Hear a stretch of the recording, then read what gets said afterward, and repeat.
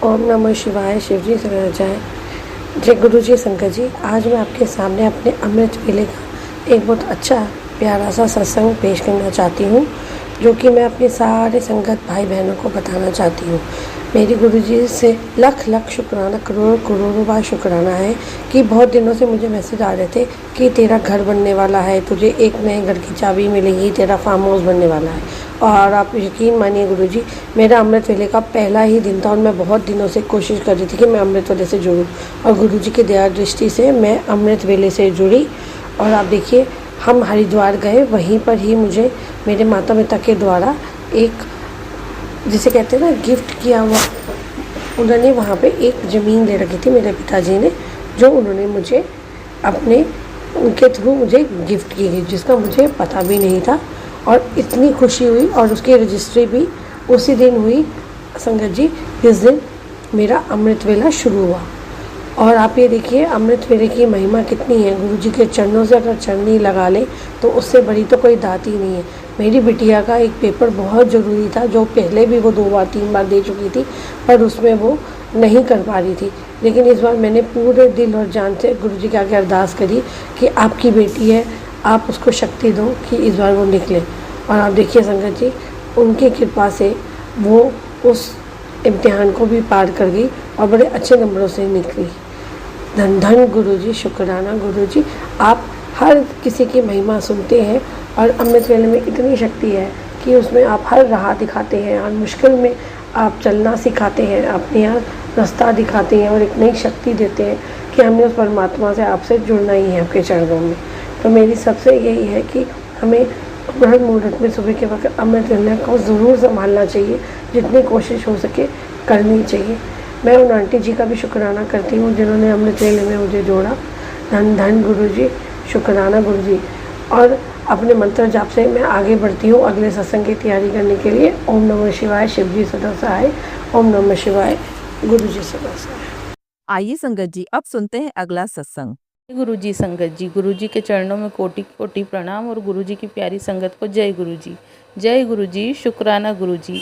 संगत जी, यह मेरा शुक्राना सत्संग है। आज मंगलवार का गुरु महाराज ने मेरा काम सिद्ध किया है और बाजी पलट दी। गुरु महाराज का मैसेज आया कि सत्संग सुन, बाजी पलट जाएगी। तो सत्संग सुना, गुरु महाराज का ध्यान लगाया, मंदिर गई, गुरु महाराज से अरदास की, शुक्राना किया मन में, और सचमुच में बाजी पलट गई।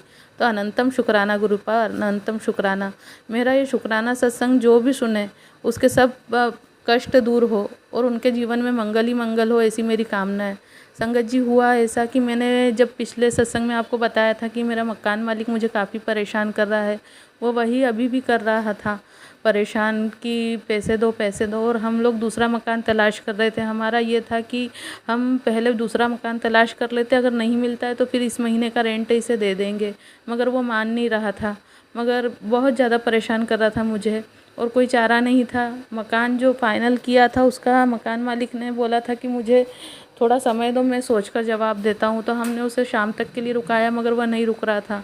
शाम को वो उसके घर की लेडी से आई और मुझ पर बातचीत करते करते एकदम से हाइपर हो गई और मुझ पर हमला कर दिया, मार पिटाई करने लग गई।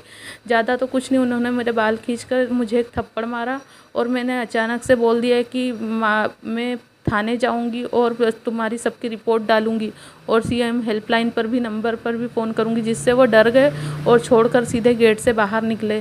तभी मेरा बेटा मुझे थाने लेकर गया और वहाँ पर आवेदन दिया, बातचीत हुई, और वहाँ पर वो जिसने मुझे मारा था वह आदमी और उसकी माँ गई। तो मतलब वो मकान मालिक थे तो थोड़ा उनका पल्ला तो भारी था, और उनकी माँ सीनियर सिटीज़न थी, इस कारण पहले उसकी बात सुनी गई।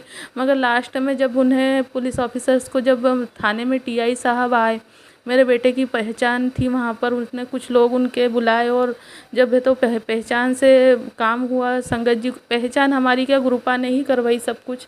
मगर फिर जब टीआई साहब आए, टीआई साहब ने जब पता लगा कि इसने महिला के साथ मारपीट की है घर में जाकर, तो फिर टीआई साहब ने उसे बहुत अच्छे से डोज दिया और वो सरेंडर हो गया। और अब वो मेरा नाम नहीं ले रहा है, तो गुरुपा ने तो बाजी ही पलट दी। वरना मैं तो टेंशन में बैठी थी कि अभी ये क्या जवाब देगा नया मकान मालिक, मकान देता है या नहीं देता है, या इसे ही किराया देना पड़ेगा। बहुत टेंशन में थी, पैसों की व्यवस्था करने में भी बहुत दिक्कत आ रही थी, मगर वो मुझे पता है गुरुपा कर ही देंगे वो तो संगत जी। मगर गुरुपा ने जैसा कि कहा था कि बाजी पलट जाएगी, तो बाजी पलट ही गई संगत जी। गुरुपा ने कहा कि तू हारेगी नहीं, मैं तुझे कहीं पर भी हारने नहीं दूंगा। तो उसके लिए अनंतम शुक्राना गुरुपा मुझे जिताने के लिए, वरना मैं तो अभी तक हर बार हारती ही आई हूँ। तो जय गुरु जी, शुक्राना गुरु जी, अनंतम शुक्राना गुरुपा, लव यू संगत जी। आज का ये मंगल सत्संग सबके जीवन में मंगल ही मंगल भरे और सबको अपने अपने काम में खूब सद्बुद्धि ब्लेस करना गुरुपा, खूब अच्छे से काम करे, ईमानदारी से काम करे, उनके काम में खूब बरकत मिले, उनके जीवन में हर काम मंगल मंगल हो और वो आपके नाम का हमेशा स्मरण करते रहे। आपकी संगत के यह मोती कभी नहीं बिक रहे।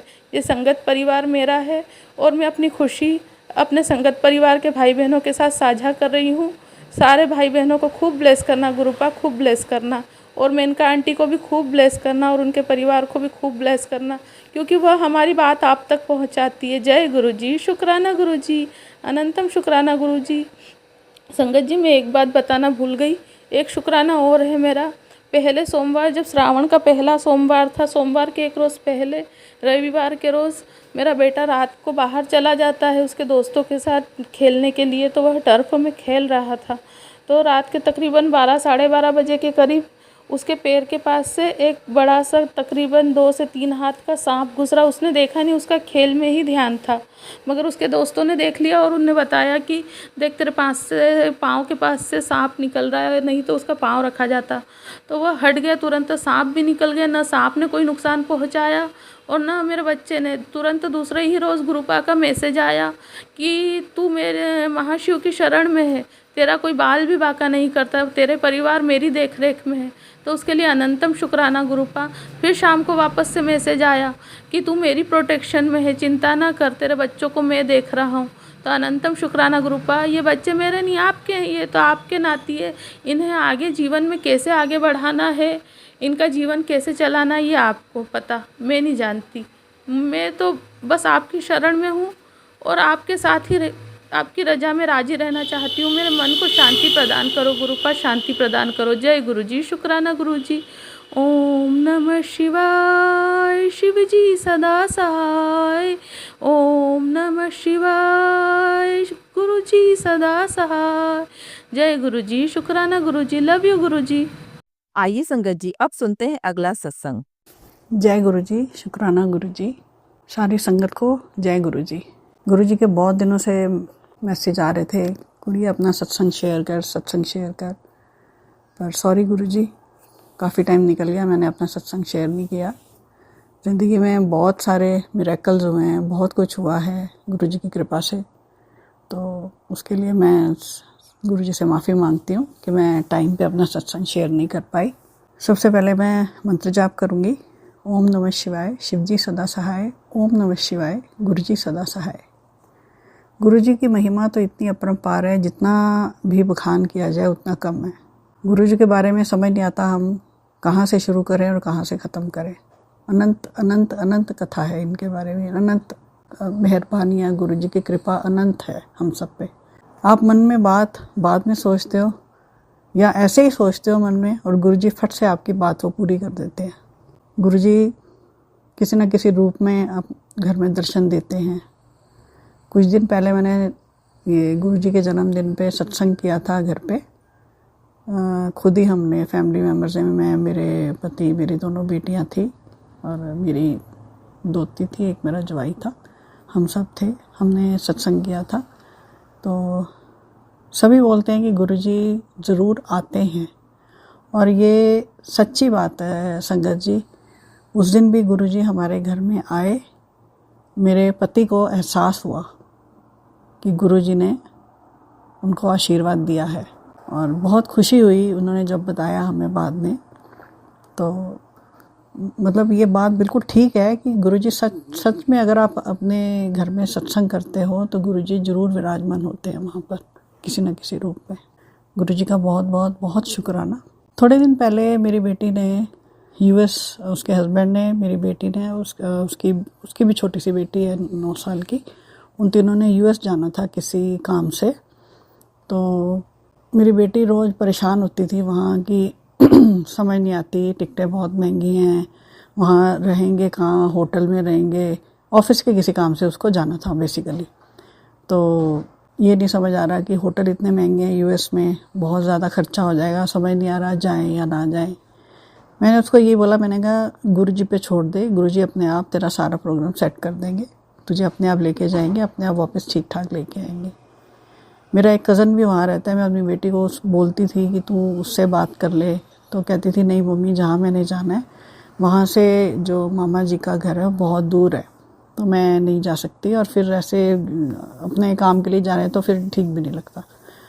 तो पहले उसको 11 या 12 जुलाई को जाना था, लेकिन गुरुजी ने पहले टिकटें अवेलेबल थी, लेकिन जब उसने टिकटें वगैरह देखी तो टिकटें 11-12 की ना मिल के उसको 15 तारीख की टिकट्स मिली जुलाई की, जो कि उसको ठीक लगा कि चलो कोई नहीं, जो जैसे गुरुजी चाहेंगे वैसे ही। उसकी टिकट्स हो गई, वो भी सस्ती, ठीक दामों में हो गई। आने जाने की टिकटें जैसे पहले बहुत महंगी मिल रही थी, आगे से उन्होंने यूएस में जाके उन्होंने कार हायर करनी थी, वो भी बहुत पहले महंगी मिल रही थी, अब उनको वो भी सस्ती मिल गई।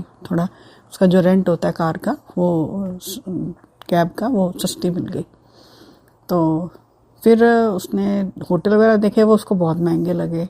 फिर मैं उसको बोला, मैंने कहा एक बार अपने मामा जी से बात कर ले, वो वहीं रहते हैं, तो कुछ ना कुछ ज़रूर इसका हल निकल आएगा।